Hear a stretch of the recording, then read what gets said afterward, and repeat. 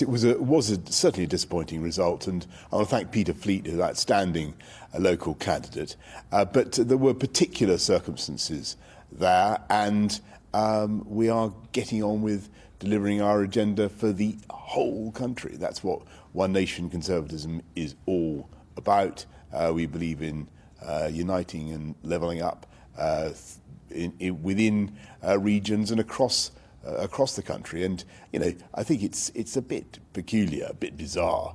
I won London twice. I think I was elected in Henley twice, and just last month we had gains in Basildon, in Maidstone, in Basingstoke, and all over the place. So we are a great One Nation party, and we will continue with our mission to unite and level up, because that is the best way to deliver jobs, prosperity across the whole country.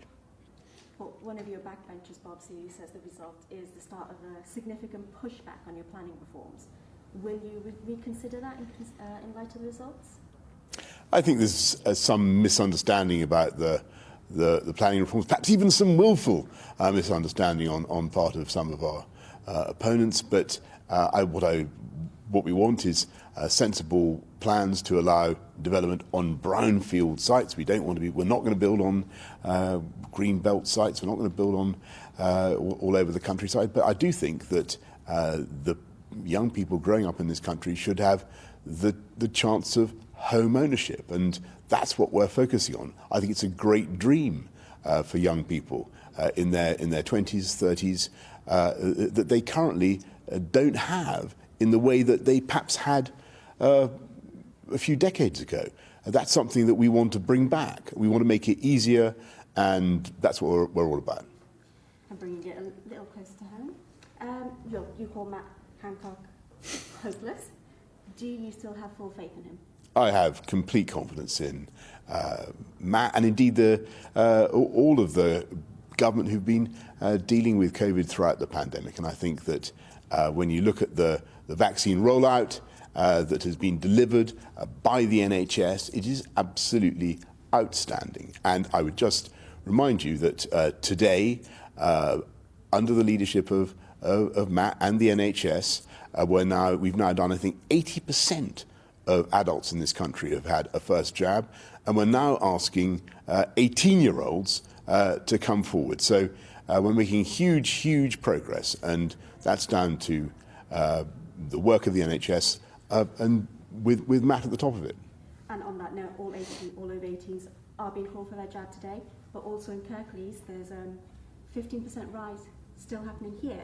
Can you guarantee that all remaining restrictions will be lifted on July 19th?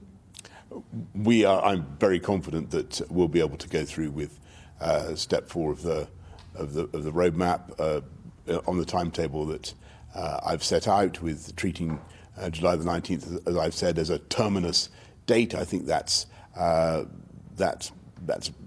certainly what the data continues to indicate. Well, as you know, country very excited by the Euros today. Will you really allow thousands of fans and VIPs into the UK for the Euros semi-finals and the finals? I mean, UEFA are pushing for fans to be exempt too. Will you really allow that? We'll do what we have to do to keep the country safe from COVID. That's obviously going to be our priority, and we'll be talking to UEFA about what they want and see if we can make some sensible accommodations. But the priority obviously has to be public health. And just slightly moving away from that, how worried are you by the situation in Northern Ireland at the moment? Can Given really continue as First Minister under these circumstances? I think that it's very important that the Northern Ireland government should be stable. It should enjoy support from across parties, which it does, and that's good. It's back up and running.